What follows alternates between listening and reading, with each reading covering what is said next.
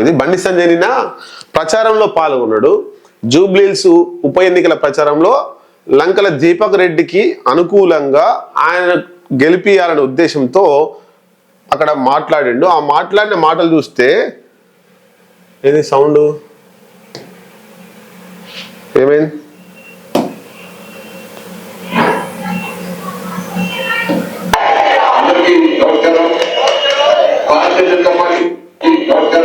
నమస్కారం. నమస్కారం.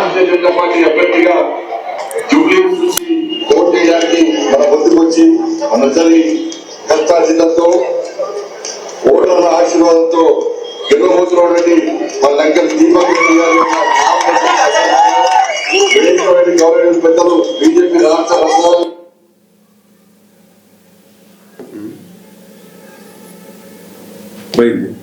ఇది కూడా యాక్సెప్ట్ చేస్తలేదు. బండి సంజయ్ ఇది కూడా యాక్సెప్ట్ చేస్తలేదు. ఏం మాట్లాడిండు అన్నప్పుడు అక్కడ ఓటర్లను ఉద్దేశించి ఓటర్లకు ఏం కావాలి, ఆ జనాలకు ఏం కావాలి, జూబ్లీహిల్స్ ప్రజలకు ఏం కోరుకుంటున్నారు, వాళ్ళ సంక్షేమం ఎట్లా చేస్తారు, ఎట్లా అభివృద్ధి చేస్తారు, ఈ అంశాలు కేంద్ర మంత్రిగా మాట్లాడాలి. మరి ఆయన ఏం మాట్లాడిండు? ఇక్కడ దేవాలయాన్ని గులగొట్టిర్రు, ఈ లంకల దీపక్ రెడ్డిని గెలిపిస్తే ఆ దేవాలయాన్ని పునర్నిర్మిస్తాం. ఎంఐఎంను టార్గెట్ చేస్తూ మాట్లాడిండు, ముస్లింలను టార్గెట్ చేస్తూ మాట్లాడిండు. మరి రాజ్యాంగం మీద ప్రమాణం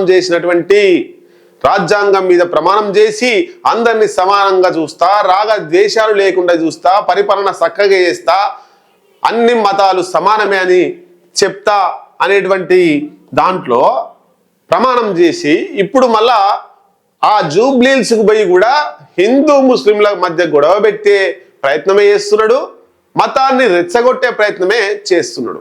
కాబట్టి జూబ్లీహిల్స్ ప్రజలు ఆల్రెడీ డిసైడ్ అయ్యారు ఏ పార్టీని గెలిపించాలి, ఏ పార్టీని థర్డ్ ప్లేస్లో పెట్టాలి అని. బీజేపీ థర్డ్ ప్లేస్ వస్తుంది అనేటువంటిది ఆల్రెడీ జూబ్లీహిల్స్ ప్రజానికమే కాదు, తెలంగాణ రాష్ట్రానికి సంబంధించినటువంటి ప్రజలందరూ కూడా డిసైడ్ అయ్యారు ఆల్రెడీ. థర్డ్ నెంబర్ జూబ్లీహిల్స్ లో బీజేపీ లంకల దీపక్ రెడ్డి. బండి సంజయ్ ఆడ పడుకొని రోజు ఇంటింటికి ప్రచారం చేసి తిరిగినా, ఇంటికి అందరినీ పరిచయాలు చేసి మతోన్మాదాన్ని రెచ్చగొట్టినా ఆడ బండి సంజయ్ చేసేది ఏం లేదు. జూబ్లీహిల్స్ అడ్డా కిషన్ రెడ్డిది అంటుండు, జూబ్లీహిల్స్ గడ్డ కిషన్ రెడ్డి అడ్డా అంటున్నాడు. ఇదేంది యాడ్ వస్తుంది? Skip right.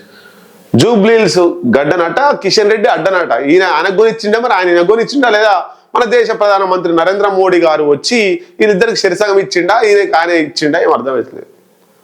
మరి జూబ్లీహిల్స్ ఎప్పుడన్నా బీజేపీ గెలిచిందా? గడ్డ కిషన్ రెడ్డిది ఎట్లయితుంది గడ్డ? కిషన్ రెడ్డిదా అంబర్పేట నుంచి ఎమ్మెల్యే గెలిచిండు, ఆడ ఓడిపోతే తీసుకొచ్చి పెడితే గెలిచిండు. అంతేగాని ఆయన కొనుక్కుంది ఏం కాదు, వాళ్ళ తాత రాసుకొచ్చింది కాదు, వీళ్ళ తాత రాసుకొచ్చింది కాదు, కిషన్ రెడ్డి వాళ్ళ తాత రాసుకొచ్చింది కాదు, బండి సంజయ్ తాత రాసిచ్చింది ఏం కాదు కదా. థర్డ్ ప్లేస్కి పోతే మరి ఏం ఒప్పుకుంటారు? అప్పుడు కిషన్ రెడ్డి అడ్డాని ఒప్పుకుంటారా? జూబ్లీహిల్స్లో బీజేపీ అభ్యర్థి థర్డ్ ప్లేస్కి పోతే ఏమని ఒప్పుకుంటారు? అప్పుడు కిషన్ రెడ్డి అడిగి ఓడు బంద్ చేస్తాడా? కిషన్ రెడ్డి జూబ్లీహిల్స్కి లైఫ్లో ఓడా? అంత మతోన్మాదాన్ని రెచ్చగొట్టే విధంగా ఈ కుట్రలు కుతంత్రాలు బీజేపీ అక్కడ చేస్తుంది. ఎందుకంటే జూబ్లీహిల్స్లో ఎన్నికల్లో బీజేపీ గెలిస్తే కేంద్ర ప్రభుత్వం అంటే మళ్ళీ బీజేపీ పుంజుకుంటుంది అనేటువంటిది ఒకటి గాలిలో లేపొచ్చు. రెండవది వచ్చే జిహెచ్ఎంసీ ఎన్నికల మీద ఈ ప్రభావం పడుతుంది అనేటువంటిది చూస్తుంది. గతంలో బీజేపీ ఎక్కువ స్థానాలు గెలవచ్చు జిహెచ్ఎంసీ కార్పొరేటర్ల విషయంలో. ఈసారి అంత గెలిచే ప్రసక్తి ఏం లేదు, అంత ప్రయత్నం కూడా ఏం లేదు.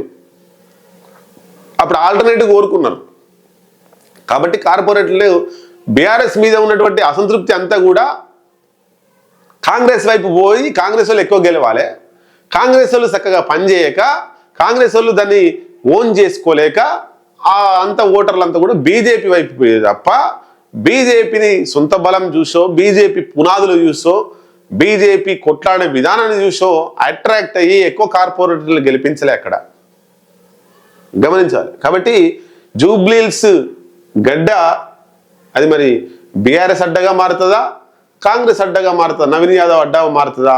ఆ నవీన్ యాదవ్ అడ్డగా మారినా లేకపోతే మాగంటి గోపీనాథ్ సునీత అడ్డగా మారితే కిషన్ రెడ్డి రాజీనామా చేస్తాడా లేదా బండి సంజయ్ రాజీనామా చేస్తాడా మనం చూడాలి.